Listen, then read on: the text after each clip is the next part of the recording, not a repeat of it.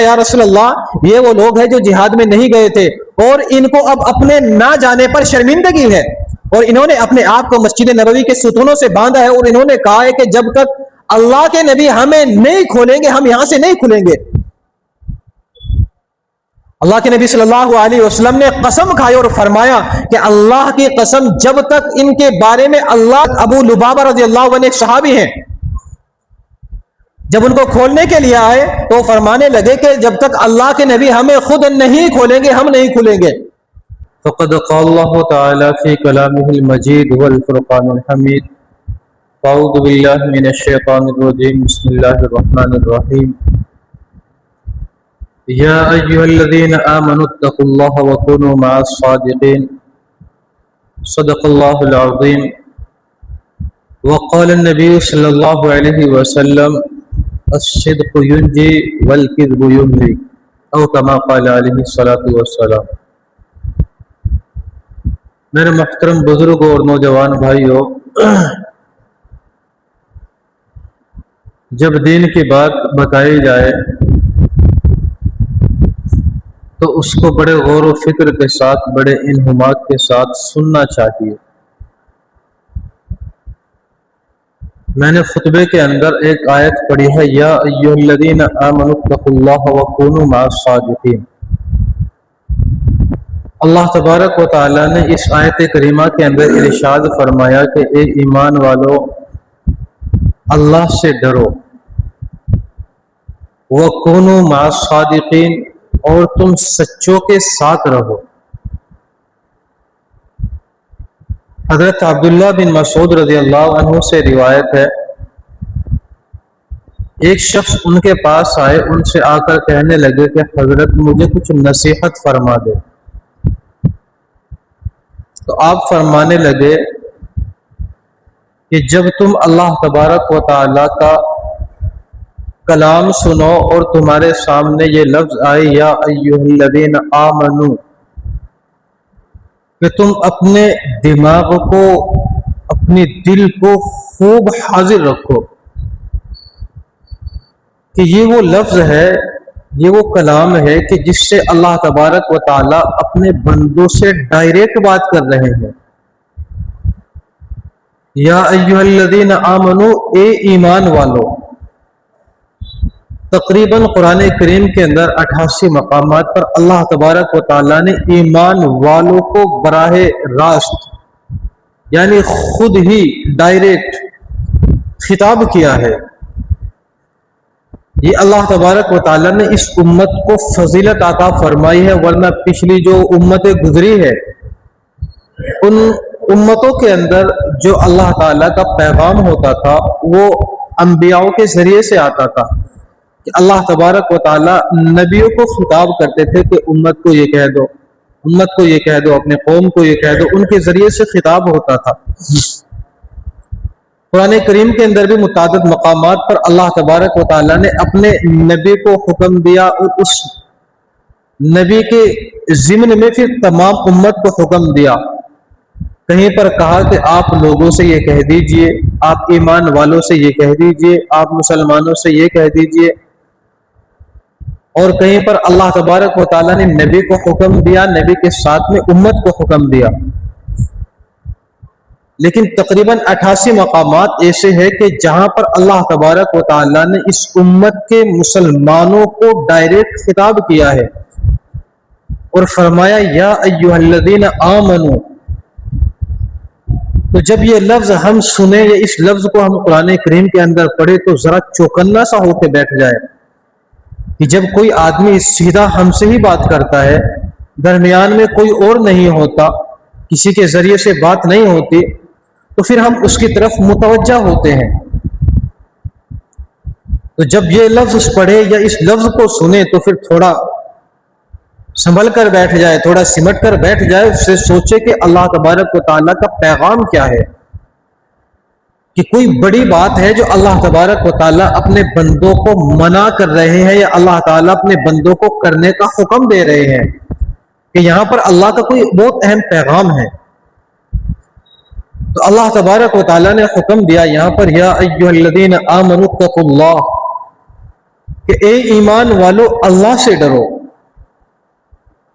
وَكُونُوا مَعَ الصَّادِقِينَ اور تم سچوں کے ساتھ رہو۔ اللہ کے نبی صلی اللہ علیہ وسلم نے ارشاد فرمایا ان الصدق یہدی الی البر، کہ سچائی جو ہے وہ انسان کو ہدایت کی طرف لے کر جاتی ہے، اور ہدایت انسان کو جنت کی طرف لے کر جاتی ہے، اور جھوٹ انسان کو ہلاکت کے راستے پر لے کر جاتا ہے، اور ہلاکت کا راستہ وہ جہنم پہ جا کر رکتا ہے۔ تو اسی لیے اس حدیث کے اندر اور اللہ کے اس کلام کے اندر یہ پیغام دیا گیا کہ اپنے قول کے اندر، اپنی بات کے اندر، اپنے عمل کے اندر، اپنے فعل کے اندر ایک مسلمان کو خاص طور سے سچا ہونا چاہیے، اس کی بات کے اندر جھوٹ کی ملاوٹ نہیں ہونی چاہیے۔ حدیث شریف کے اندر آتا ہے کہ جب آدمی جھوٹ بولتا ہے تو اس کے ساتھ میں جو رحمت کے فرشتے ہوتے ہیں، وہ رحمت کے فرشتے اس جھوٹ کی بدبو سے کوسوں دور بھاگ جاتے ہیں۔ کہ اگر تمہیں معلوم ہو جائے جھوٹ کی بدبو کتنی خطرناک ہے تو تم کبھی جھوٹ نہ بولو، چونکہ اللہ تبارک و تعالیٰ کے لال نبی صلی اللہ علیہ وسلم نے ارشاد فرمایا المؤمن لا یکذب، کہ مسلمان جھوٹ نہیں بولتا۔ اللہ کے نبی صلی اللہ علیہ وسلم سے پوچھا گیا یا رسول اللہ کیا مسلمان جھوٹا ہو سکتا ہے؟ اللہ کے نبی صلی اللہ علیہ وسلم نے فرمایا کہ مسلمان جھوٹا نہیں ہو سکتا۔ آج ہمارا کوئی کام جھوٹ کے بغیر نہیں ہوتا، ہم جب بھی بولتے ہیں کوئی نہ کوئی ہمارے بولنے کے اندر جھوٹ زبان سے نکل ہی جاتا ہے۔ ہم کہتے ہیں کہ کاروبار جھوٹ کے بغیر نہیں ہو سکتا، دکان جھوٹ کے بغیر نہیں چل سکتی، بزنس جھوٹ کے بغیر نہیں چل سکتا، آپسی تعلقات جھوٹ کے بغیر قائم نہیں ہو سکتے۔ یہ ہماری ایمان کی کمزوری ہے۔ اگر ہم تاریخ اٹھا کر دیکھیں، اللہ تبارک و تعالیٰ نے صحابہ کرام کو جھوٹ سے بچنے کی برکت سے جو درجے عطا فرمائے ہیں وہ بہت بڑے درجے ہیں۔ اللہ کے نبی صلی اللہ علیہ وسلم کا ادنا سے ادنا صحابی جھوٹ بولنے کو پسند نہیں کرتا تھا۔ حضرت عمر رضی اللہ عنہ کے پاس ایک شخص کو لایا گیا پکڑ کے، ایک ملک کا شہزادہ تھا، وہ مسلمانوں کو بڑا تنگ کیا کرتا تھا، مسلمانوں کے ساتھ میں جہاد، وہ لڑائی لڑتا تھا مسلمانوں کے ساتھ میں، صحابہ کرام کو پریشان کرتا تھا، اس سے مسلمانوں کو بہت زیادہ تکلیف تھی۔ اتفاقاً وہ پکڑا گیا اور حضرت عمر کے پاس اس کو لایا گیا۔ حضرت عمر رضی اللہ عنہ نے اس کو قتل کی سزا سنائی کہ اس کو قتل کر دیا جائے۔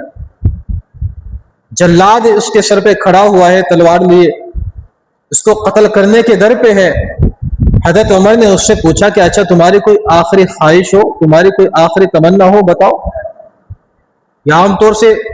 معمول ہے دنیا داروں کا بھی پوچھنے کا بھی، کہ عدالتوں کے اندر بھی یہ چیز پوچھی جاتی ہے، بھئی تمہاری کوئی آخری خواہش، آخری تمنا ہو، بتاؤ۔ تو شہزادہ کہنے لگا کہ میری ایک آخری خواہش ہے کہ میں پانی پینا چاہتا ہوں، پانی پینے سے پہلے میں مرنا نہیں چاہتا۔ حضرت عمر نے اس کے لیے پانی منگوایا کہ ہم تمہاری خواہش پوری کرتے ہیں، تم پہلے پانی پی لو، اس کے بعد ہی تمہیں سزا دیں گے۔ تو جب اس کے ہاتھ میں پانی آیا تو اس کے ہاتھ کانپنے لگے۔ حضرت عمر نے پوچھا کیا ہوا، پانی کیوں نہیں پیتے، پانی پی لو۔ وہ کہنے لگا کہ پانی تو پی رہا ہوں، لیکن اگر میں پانی پی لوں گا، یہ سر پہ کھڑا ہوا ہے، یہ فوراً میری گردن اڑا دے گا، اور ہو سکتا ہے کہ پانی پیتے ہوئے بیچ میں میری گردن اڑا دے۔ تو اس خوف کی وجہ سے پانی نہیں پیا جا رہا مجھ سے۔ حضرت عمر رضی اللہ عنہ کہنے لگے کہ بھائی جب تک تم یہ پانی نہیں پیو گے اس وقت تک تمہیں یہ شخص قتل نہیں کرے گا، یہ ہمارا آپ سے وعدہ ہے۔ تو جب اس نے یہ سنا تو اس نے پانی زمین پر ڈال دیا اور کہنے لگا کہ آپ نے وعدہ کیا تھا، اور ایک مسلمان اپنے وعدے کا سچا ہوتا ہے۔ آپ نے وعدہ کیا تھا کہ اگر میں پانی نہ پیوں تو آپ قتل نہیں کریں گے، میں نے پانی نہیں پیا تو آپ قتل نہیں کر سکتے اب مجھے۔ مسلمانوں کو اس چیز سے بڑی الجھن ہوئی کہ جو آدمی بہت زیادہ تکلیف پہنچانے کا لوگوں کو مسلمانوں کو باعث بن رہا تھا کہ اس شخص کے قتل کرنے کا وقت آیا تھا، یہ پھر بہانہ کر کے بچ گیا۔ قربان جائے حضرت عمر کی صداقت پر۔ حضرت عمر فرمانے لگے کہ مسلمان کبھی جھوٹ نہیں بولتا، میں اپنی بات سے کبھی پیچھے نہیں ہٹوں گا، جو بات میں نے کہی تھی وہ سچ ہے، جاؤ میں نے تمہیں معاف کر دیا، تمہیں قتل نہیں کرتے۔ وہ شخص پھر حضرت عمر سے کہنے لگا کہ میں نے جو سارا یہ حیلہ بہانہ، یہ عذر کیا ہے، یہ جو تماشا کیا میں نے، کہ یہ میں نے اس وجہ سے کیا کہ میرے دل کے اندر ایمان پہلے ہی آ رہا تھا۔ اگر میں تلوار کو دیکھ کر ایمان قبول کرتا، تلوار کو دیکھ کر اسلام قبول کرتا، تو پھر یہ بات ہوتی کہ تلوار کے خوف سے ایمان قبول کیا اس نے، تو میں نے اس لیے یہ بہانہ کیا، یہ حیلہ کیا۔ اب چونکہ میں آزاد ہوں، مجھے آپ کچھ کہو گے نہیں، آپ نے مجھے چھوڑ دیا ہے، تو اشہد ان لا الہ الا اللہ و اشہد ان محمد عبدہ و رسولہ، کہ اب میں ایمان لاتا ہوں۔ تو حضرت عمر کی سچائی نے، حضرت عمر کی صداقت نے ایک شخص کو ایمان کے اندر داخل کر دیا۔ ایک واقعہ ہوا ہے غزوہ تبوک کا۔ یہ غزوہ جو ہے مسلمانوں کی اور صحابہ کرام کی زندگی کے اندر بڑا اہم تھا۔ اس کے اندر کچھ لوگ ایسے تھے، اللہ کے نبی صلی اللہ علیہ وسلم جب کبھی کسی غزوے کے اندر جاتے تھے، جب آپ کہیں جہاد کے لیے جاتے تھے تو آپ صحابہ کرام کو متعین کر دیتے تھے، مثال کے طور پر بھائی یہ فلاں فلاں لوگ جائیں گے، اتنے ساتھی جائیں گے، اتنے لوگ جائیں گے وہاں پہ، یہ متعین ہو جاتا تھا۔ غزوہ تبوک ایک ایسا موقع ہے کہ جس کے اندر اللہ کے نبی نے عام اعلان کر دیا تھا۔ جس وقت ہم نے سبق کے دوران یہ واقعہ پڑھا تھا، اللہ تبارک و تعالیٰ نے 11ویں پارے کے اندر یہ واقعہ بیان فرمایا ہے، تو اس واقعے کو پڑھ کر، اس کو سمجھ کر آنکھوں سے آنسو نکل گئے تھے۔ صحابہ کرام کی وہ حالت تھی، کچھ صحابہ کرام کی کہ اپنا ہونے کے بعد بھی کوئی اپنا نہیں تھا۔ اللہ کے نبی صلی اللہ علیہ وسلم نے عام اعلان کر دیا کہ بھائی غزوے کے لیے جانا ہے، جہاد کے لیے جانا ہے، تو سارے لوگوں کے لیے یہ اعلان تھا۔ کسی کوئی 10 آدمی کی، 1000 کی، 2000 کی کوئی تخصیص نہیں تھی، بلکہ ساروں کے لیے حکم تھا۔ اور اللہ کے نبی کا ایک معمول تھا کہ جب آپ جہاد کے لیے جاتے تھے تو آپ کا جب نکلنے کا ارادہ ہوتا تو آپ اگر ادھر جانا ہوتا تھا آپ کو، تو آپ ادھر سے ادھر کے بارے میں حالات پوچھتے کہ بھائی ادھر کے حالات کیسے ہیں۔ مثال کے طور پر جانا سہارنپور ہے تو پوچھتے ادھر کے بارے میں کہ ادھر کے حالات کیا ہے۔ اللہ کے نبی کا یہ معمول تھا۔ لیکن جب اس غزوے کا وقت آیا تو اللہ کے نبی صلی اللہ علیہ وسلم نے پہلے ہی اعلان کر دیا کہ ایسے ایسے سب کو نکلنا ہے اور فلاں جگہ پر جانا ہے، وہاں جا کر لوگوں سے جہاد کرنا ہے۔ یہ پہلا غزوہ ایسا تھا کہ جس کے اندر عام اعلان ہوا اور ایک کھلم کھلا اعلان ہوا کہ فلاں لوگوں سے جہاد کرنا ہے۔ اور اس وقت حالت یہ تھی کہ گرمی کا سخت زمانہ تھا، جیسے ہمارے ہاں جون میں ہوتی ہے، جیسے سخت گرمی کا زمانہ تھا، اور لوگوں کے جو حالات تھے بڑے تنگ حالات تھے۔ اور اسی وقت لوگوں کی ان کی جو آمد ہوتی تھی، جو ان کا جو کاروبار تھا، ان کے باغات ہوتے تھے، اسی وقت میں باغات کے پھل پکے ہوئے تھے۔ ان لوگوں کا بڑا امتحان تھا اس وقت میں۔ اللہ کے نبی صلی اللہ علیہ وسلم نے عام اعلان کر دیا تو صحابہ کرام اپنے تیاری میں لگ گئے، جنگ کی جانے کی تیاری میں لگ گئے جہاد کے لیے۔ حضرت کعب بن مالک رضی اللہ عنہ ایک صحابی ہے، تو وہ خود اپنا واقعہ بیان فرماتے ہیں، بخاری اور مسلم میں ہے۔ وہ کہتے ہیں کہ اللہ کے نبی نے عام اعلان کیا، کوئی تخصیص نہیں کی کون جائے گا کون نہیں جائے گا۔ صحابہ کرام جہاد کی تیاری میں لگے ہوئے، میں بھی جہاد کی تیاری کرنے کے لیے نکلتا تھا، لیکن پھر میں ایسے ہی لوٹ کے آ جاتا تھا، کوئی تیاری نہیں ہو پاتی تھی۔ یہاں تک کہ وہ دن آ گیا کہ اللہ کے نبی صحابہ کرام کے ساتھ میں جہاد کے لیے نکل گئے۔ میرے ذہن میں پھر یہ خیال تھا کہ چلو کوئی بات نہیں، صبح نکل جاؤں گا، شام نکل جاؤں گا۔ فرماتے ہیں کہ اس دوران میری جو حالت تھی اس سے پہلے اتنی اچھی حالت میری نہیں تھی۔ کبھی میرے پاس 2 سواریوں کا انتظام نہیں تھا، اس وقت میرے پاس 2 سواریاں تھی کہ میں آج کل ہوتے ہوتے ٹالتا رہا، یہاں تک کہ خبر یہ ملی کہ اللہ کے نبی غزوے سے واپس آ رہے ہیں جہاد کر کے، کہ پھر دل پریشان ہو گیا کہ اللہ کے نبی کا سامنا کیسے کروں گا، اللہ کے نبی کو کیا جواب دوں گا، کہ پریشان ہو گیا۔ اللہ کے نبی مدینے میں آ گئے۔ اللہ کے نبی کا معمول تھا کہ آپ چاشت کے وقت تقریباً مدینے میں پہنچا کرتے تھے، پھر اللہ کے نبی کچھ وقت 2 رکعت نفل پڑھتے مسجد میں بیٹھا کرتے تھے، پھر اللہ کے نبی صحابہ کرام سے تھوڑی دیر ملاقات کر کے پھر آپ جو حضرت فاطمہ کے گھر جاتے، اس کے بعد ازواج مطہرات کے پاس جاتے، کہ اللہ کے نبی آ گئے، مسجد میں بیٹھے ہوئے صحابہ کرام اللہ کے نبی سے آ کے مل رہے ہیں، اللہ کے نبی کے پاس صحابہ کرام کی بھیڑ لگی ہوئی ہے۔ تو بہت سارے لوگ تھے جو اس غزوے میں نہیں گئے تھے، ان میں کئی قسم کے لوگ تھے، کچھ لوگ تو وہ تھے جو منافق تھے، کہ جب سارے لوگ جہاد میں گئے ہوئے تھے میں مدینے کے اندر دیکھتا تھا تو مجھے منافقوں کے علاوہ کوئی نظر نہیں آتا تھا،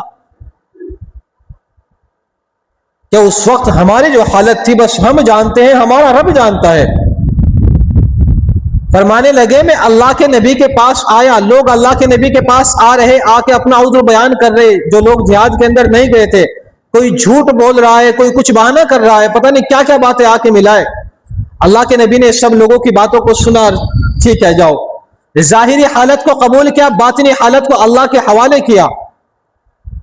10 صحابہ کرام ایسے تھے جو صحیح تھے، صحیح ہونے کے باوجود بھی وہ جہاد میں نہ جا سکے، ان میں سے 7 نے اپنے آپ کو مسجد نبوی کے ستونوں سے باندھ دیا۔ اللہ کے نبی جب آئے، اللہ کے نبی نے دیکھا، اللہ کے نبی نے پوچھا یہ کیا بات ہے؟ یہ وہ لوگ ہیں جو جہاد میں نہیں گئے تھے اور ان کو اب اپنے نہ جانے پر شرمندگی ہے، اور انہوں نے اپنے آپ کو مسجد نبوی کے ستونوں سے باندھا ہے، اور انہوں نے کہا ہے کہ جب تک اللہ کے نبی ہمیں نہیں کھولیں گے ہم یہاں سے نہیں کھلیں گے۔ اللہ کے نبی صلی اللہ علیہ وسلم نے قسم کھائی اور فرمایا کہ اللہ کی قسم جب تک ان کے بارے میں اللہ کا کوئی حکم نہ آ جائے میں بھی نہیں کھولوں گا۔ اللہ کی طرف سے حکم آیا تو ان کو کھولنے کے لیے کچھ صحابی آئے، حضرت ابو لبابہ رضی اللہ عنہ ایک صحابی ہیں، جب ان کو کھولنے کے لیے آئے تو فرمانے لگے کہ جب تک اللہ کے نبی ہمیں خود نہیں کھولیں گے ہم نہیں کھولیں گے۔ اللہ کے نبی آئے، صبح کے وقت میں اللہ کے نبی نے ان کو کھول دیا، لیکن 3 صحابی ایسے تھے جن کا مسئلہ بڑا اہم تھا۔ حضرت کعب بن مالک فرماتے ہیں کہ میں اللہ کے نبی کے پاس گیا، میں اللہ کے نبی کے پاس جا کر میں نے سچ سچ بات بتائی، یا رسول اللہ میرے پاس کوئی عذر نہیں تھا،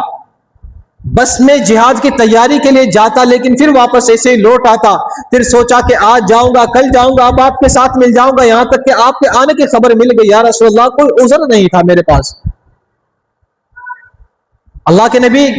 اور وہ فرماتے ہیں کہ اللہ کے نبی نے جب غزوے میں تھے اللہ کے نبی نے وہیں پر پوچھا تھا کہ کعب بن مالک کہاں ہے، وہ نظر نہیں آ رہے، تو کسی نے اللہ کے نبی کو بتایا کہ وہ جو ہے سستی کی غفلت کی وجہ سے رہ گئے ہیں۔ معاذ بن جبل رضی اللہ عنہ فرمانے لگے یا رسول اللہ میں نے ان کے اندر خیر کے علاوہ کوئی چیز نہیں دیکھی، وہ بڑے اچھے آدمی ہیں۔ تو فرماتے ہیں کہ جب میں اللہ کے نبی کے پاس آیا میں نے اللہ کے نبی سے سلام کیا تو اللہ کے نبی نے ناراض انداز میں سلام کا جواب دیا، پھر اللہ کے نبی نے چہرہ گھما لیا کہ میں نے اپنا واقعہ اللہ کے نبی سے بیان کیا کہ یا رسول اللہ مجھے کوئی عذر نہیں تھا، بس میں جا نہ سکا، میں یہ سوچتا رہا۔ تو جو اصل بات تھی وہ یہاں پر وہ سچائی کی تھی کہ اللہ کے نبی کے سامنے سچ بولے۔ انشاءاللہ باقی واقعہ جو ہے یہ آئندہ جمعے میں بیان کریں گے، بڑا لمبا واقعہ ہے۔ اللہ تبارک و تعالی ہم سب کو دیانت اور سچائی پر عمل کرنے کی توفیق عطا فرمائے۔ وآخر دعوانا